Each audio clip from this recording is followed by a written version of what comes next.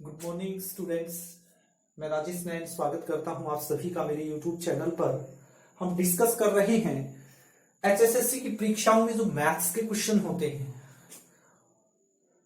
बहुत से क्वेश्चन ऐसे हैं कि रिपीट होते जाते हैं, बार बार रिपीट हो रहे हैं, तो ऐसे क्वेश्चन मैं डिस्कस कर रहा हूं आपके साथ ताकि आपको बेनिफिट हो। तो क्वेश्चन नंबर 3 है भी एक परिवार में पिता तथा माता की वर्तमान औसत आयु 35 वर्ष है। एक परिवार है जिसके अंदर पिताजी और माता यानी दो है, दो की जो वर्तमान एट प्रेजेंट की बात कह रहा है कि इस समय औसत आयु उनकी 35 वर्ष है। यानी कि दोनों की आयु को हम यदि भाग करेंगे तो औसत क्या बन रही है, 35 बन रही है। जैसे सिंपल वे में मैं आपको समझाऊं कि एक किसान है और उसकी 2 किल्ले जमीन है उसके पास, और उसने उसमें क्या बोया, कपास की खेती कर रहा है वो।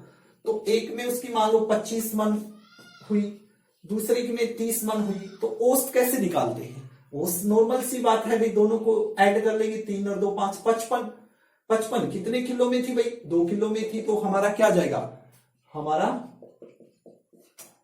औसत आ जाएगा। यानी कि औसत क्या हुई, 27.5 है। इसी टाइप से पिताजी और माता की जो औसत आयु है वो है 35 वर्ष।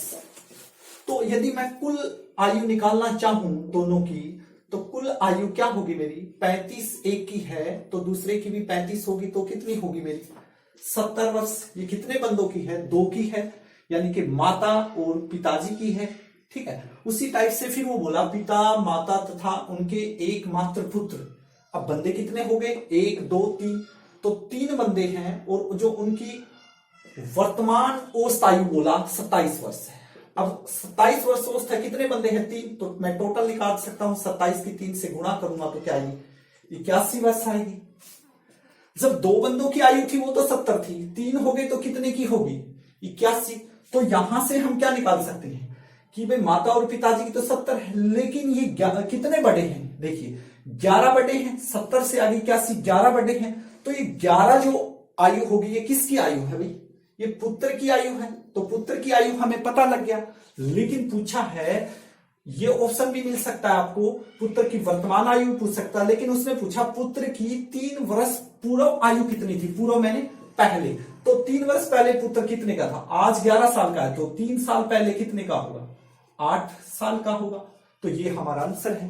आंसर में आप ऑप्शन में देखिए कहां पर है 8, ये है, तो ये हमारा क्या होगा, राइट आंसर होगा।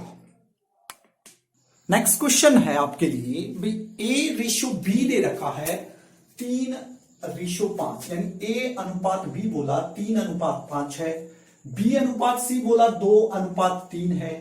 तो आपने बताना है A/C ज्ञात कीजिए। तो एक सिंपल सी बात है, 3 अनुपात है, A/B, B/C। तो आप इनको इस टाइप से लिखिए, A/B/C।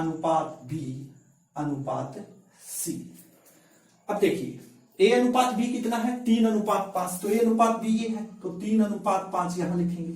ठीक है। उसके बाद B/C कितना है, 2:3, तो B ये रहा, C ये रहा, तो कहां लिखेंगे, यहां पर लिखना 2:3।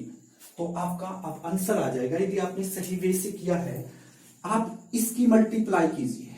ठीक है, यहां से चले इसके साथ होगी, फिर इसकी इसके साथ गुणा कीजिए, और फिर इसकी इसके साथ गुणा कीजिए, और यहां पर लिख दीजिए।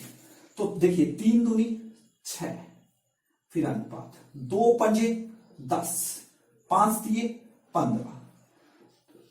ठीक है, निकाल दिया आपने A/B/C तीनों का निकाल दिया। अब पूछा है A/C, ये तीनों भी पूछ सकता है कि A/B/C कितना होगा, तो ये उत्तर होगा। ठीक है, लेकिन उसने पूछा A/C कितना होगा।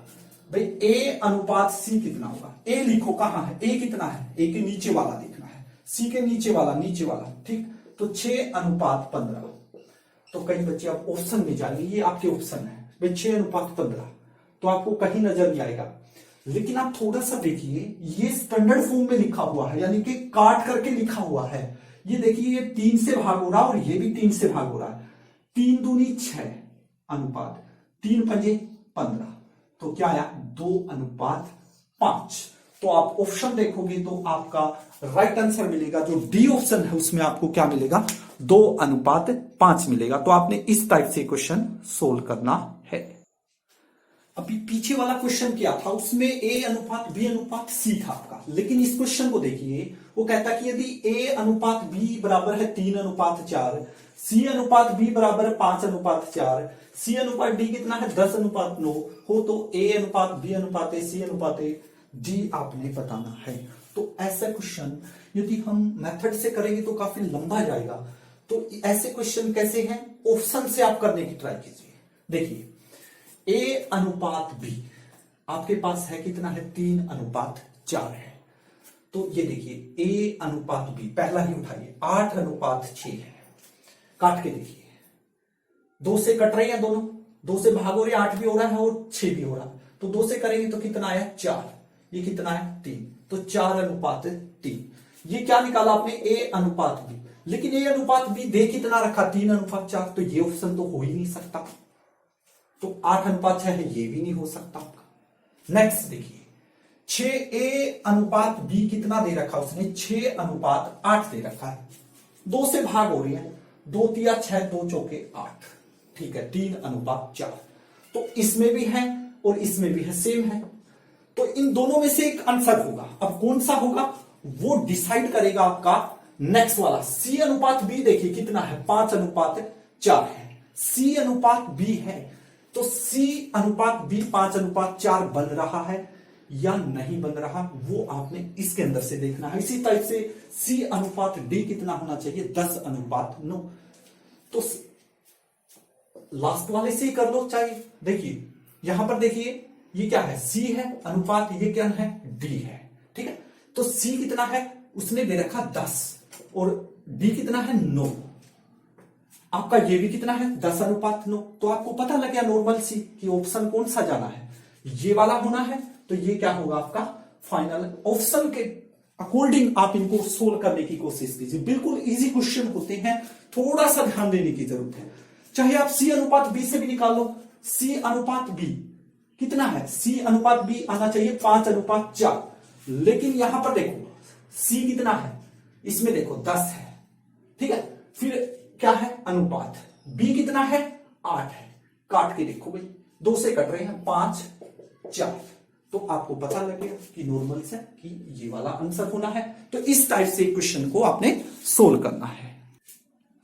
क्वेश्चन नंबर 6 है 7 क्रमागत संख्याओं का औसत 25 है, तो सबसे बड़ी संख्या क्या होगी ये बताना आपने कि उनकी सबसे बड़ी संख्या 7 लगातार हैं, ऐसे जैसे 2 3 4 ऐसे हैं लगातार हैं, और जब हम उनका औसत निकालते हैं 7 संख्याओं का तो कितना आता है 25 आता है।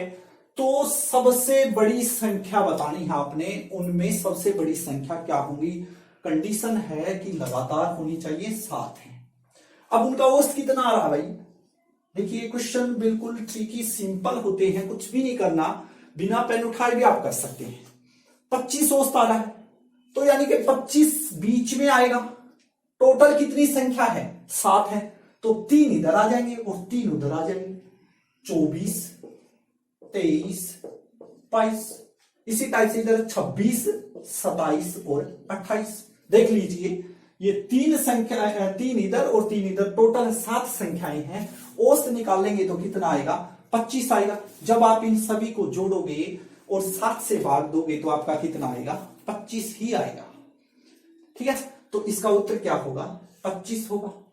तो सबसे बड़ी संख्या उसने पूछी है, लेकिन ये तो औसत था, ये औसत बीच वाला, तो उसने पूछा सबसे बड़ी संख्या क्या होगी, तो सबसे बड़ी संख्या देखो इनमें कौन सी नजर आ रही है आपको, नॉर्मल सी बात 28 है, तो हमारा उत्तर क्या आ जाएगा 28 आ जाएगा। इसी टाइप का नेक्स्ट वाला थोड़ा सा घुमा दिया, 4 लगातार सम संख्याओं का, यहां क्या आ गई सम संख्याएं आ गई। सम संख्या क्या होती है जो 2 से भाग होती है, इस टाइप से 2 4 6 8 10 12 14 16 18, ठीक है, इस टाइप से होंगी। ये संख्याएं हैं, उनका औसत 15 आ रहा है, कितनी है भाई वो 4 है, अब उनका औसत कितना आ रहा है, औसत आ रहा है उनका 15, ठीक है, तो अब 15 बीच में आएगा, तो 2 इधर 2 उधर, ये 15 तो हम नहीं ले सकते क्योंकि ये तो क्या है विषम संख्या है, ये तो क्या है विषम संख्या हुई ना, तो ये तो नहीं आएगी, तो 2 इधर वाली लिख दो। 15 से पहले कौन आएगा? 14, फिर कौन आएगा? 13, लिख नहीं सकते क्योंकि 13 क्या है? विषम है। फिर कौन आएगा? 12। 15 के बाद कौन आएगा भाई?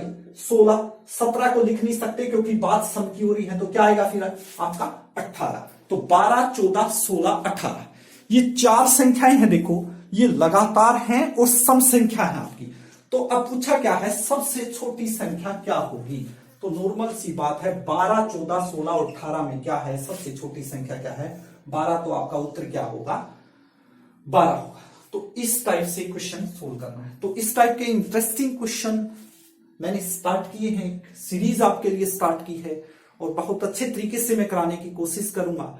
यदि आपको क्वेश्चन अच्छे लगे हैं तो प्लीज आप मेरे चैनल को लाइक और सब्सक्राइब करें। Thank you very much.